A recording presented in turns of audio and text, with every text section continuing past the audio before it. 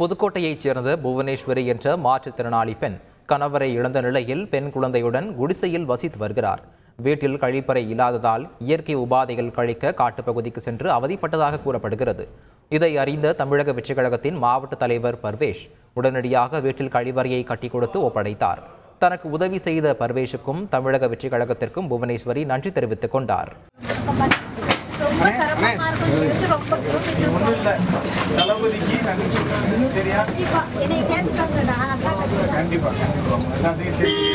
சொன்ன உடனே நான் வந்து பொதுச்